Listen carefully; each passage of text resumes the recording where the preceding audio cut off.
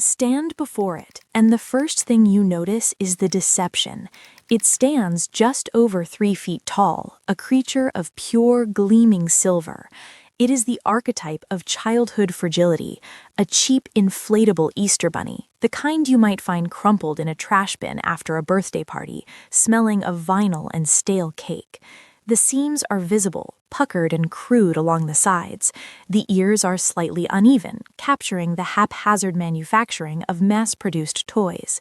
It looks impossibly light, as if a sudden draft in the gallery could knock it over, sending it skittering across the floor with a hollow plastic sound.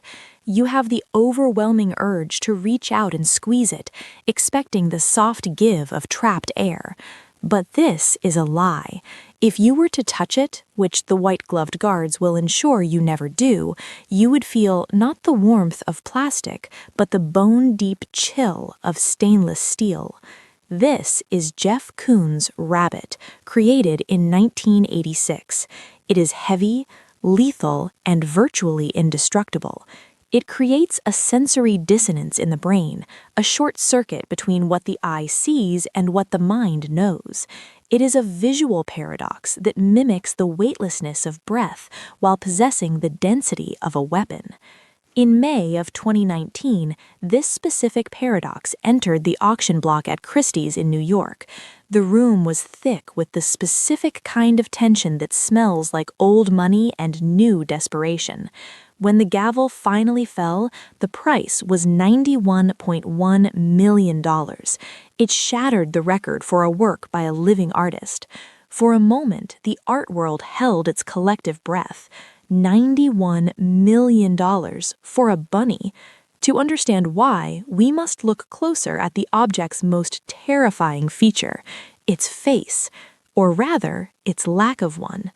The rabbit has no eyes. It has no mouth, no nose, no expression. Where a face should be, there is only a perfectly polished spherical mirror. When you look at a Rembrandt, you meet the gaze of a merchant from the Dutch Golden Age. When you look at a Picasso, you see the fractured psyche of the 20th century. But when you look at Koons' rabbit, you see only yourself. The sculpture refuses to engage with you on human terms. Instead, it aggressively deflects your gaze back at you, distorted and warped by the curvature of the steel. This is the genius and the cruelty of the piece. It turns the viewer into the subject. In the auction house, as billionaires raised their paddles, they were not looking at a portrait of a saint or a landscape of a lost world. They were bidding on a distortion of their own faces. It is the ultimate passive object, a mirror of vanity that absorbs nothing and reflects everything. It is a closed loop of narcissism, a shiny silver trap that captures the room, the lights, and the viewer, trapping them forever on its cold surface.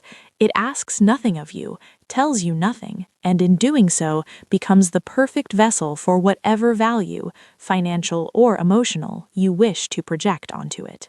To truly understand why the rabbit exists, one must first strip away the romantic myth of the starving artist. Jeff Koons did not starve. He did not cut off his ear in a fit of passion, nor did he drink himself to death in a Soho loft. Before he was the king of the art world, Jeff Koons was a commodities broker on Wall Street. He sold cotton and sugar futures. He understood that value is not inherent in the object itself, but in the desire that surrounds it. He learned that the market does not care about the soul, it cares about the polish. This background is the key that unlocks his most controversial period, the Banality series.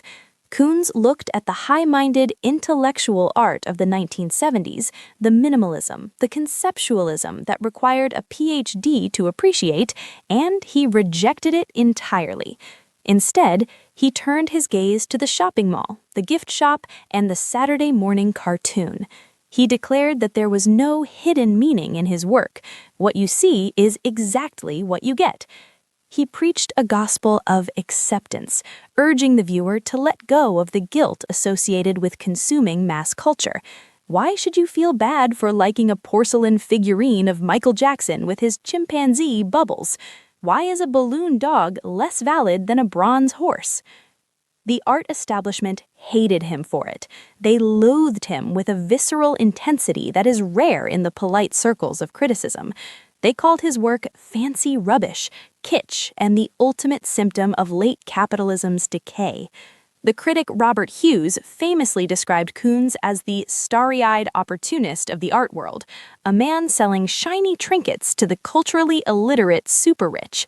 They saw his work as a betrayal of art's sacred duty to challenge, to critique, to elevate. Koons, they argued, was merely celebrating the empty calories of consumerism. Central to this hatred is the way Koons creates his work. He does not paint, he does not sculpt, he does not chip away at marble with sweat on his brow. Koons runs a factory. He employs dozens of highly skilled assistants, physicists, and engineers to fabricate his visions with a level of precision that no single human hand could achieve. He is the conductor, not the musician. The rabbit is so perfectly polished that it contains no trace of the human touch, no thumbprint, no brushstroke, no mistake. It is an industrial object, as perfect and as soulless as a new iPhone. By removing his own hand from the work, Koons removes the traditional connection between artist and art. We usually value art because it is a record of human struggle. We see the painter's agitation in the texture of the oil. Koons erases this. He offers instead a surface so pristine that it seems to have been born, fully formed from the machine of capitalism itself. He isn't trying to show you his soul. He is trying to show you the perfection of a commodity. And in a world where we worship brands and logos, perhaps that is the most honest art of all. So, is it a scam? Is the rabbit a $91 million prank played on a gullible billionaire? Or is it a sincere, unironic celebration of the joy of childhood? The uncomfortable answer is that it is both, and it is neither. The power of Koons' work lies in its absolute, terrifying vacancy. Critics often dismiss Koons' sculptures as vapid or hollow, but they miss the point. The hollowness is the point. Think about the rabbit again. It represents a balloon, an object defined by the breath inside it. But because it is cast in solid steel, the breath is gone. The interior is sealed off, inaccessible, eternal. It is a tomb. It preserves the fleeting moment of a party balloon before it shrivels and dies, freezing it in a state of permanent, undead perfection. It captures the American obsession with youth and newness, locking it in a material that will outlast civilization. There is a profound melancholy in this perfection. The rabbit is hermetically sealed from the world. It reflects us, but it cannot be us. It offers a surface that is seductive and impenetrable. In this way, Koons is not a pop artist. He is the ultimate realist painter of our specific era. He doesn't paint the gritty reality of the streets. He manufactures the glossy, airbrushed reality of our desires. We live in an age of Instagram filters, of carefully curated online personas, of surfaces that hide the messiness underneath. Koons saw this coming decades ago. He understood that we would eventually prefer the smooth lie to the rough truth. When we look at the rabbit, we are looking at the idol of the modern economy.